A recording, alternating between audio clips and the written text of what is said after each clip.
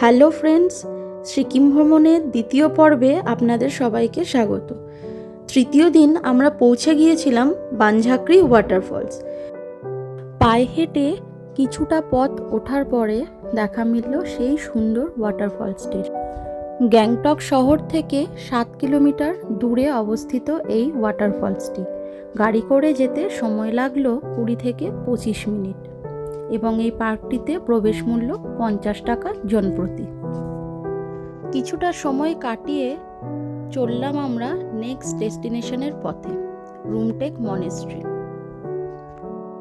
প্রায় 16 কিলোমিটার দূরে অবস্থিত এই রুমটেক মনেস্ট্রি। হাঁটা পথে প্রায় 15 থেকে 20 মিনিট মতো সময় লেগেছিল পাহাড়ের ওপরে এই মনেস্ট্রিতে পৌঁছাতে।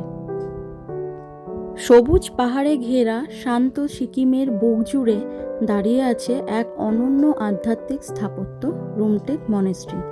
এটি শুধু একটি ধর্মীয় স্থান নয়, বরং বৌদ্ধ ঐতিহ্যের জীবন্ত প্রতীক, যেখানে ধ্যান, প্রার্থনা আর বিশ্বাস একত্রে মিলিত হয়।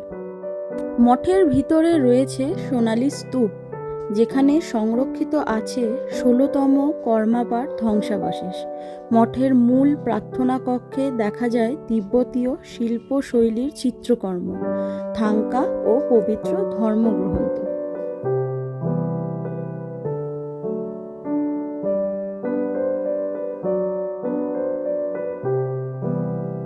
রুমটেক মঠের অবস্থান এমন এক জায়গায় যেখান থেকে গ্যাংটক শহর এবং আশেপাশের উপত্যকা স্পষ্ট দেখা যায়। ভোরবেলা বা সূর্যাস্তের সময় এখানকার নীরবতা আর ঘণ্টার ধ্বনি মিলেমিশে এক অলৌকিক অনুভূতি তৈরি করে। আজ থাকলো এই পর্যন্ত আমার গল্প। দেখা হচ্ছে পরবর্তী ভিডিও।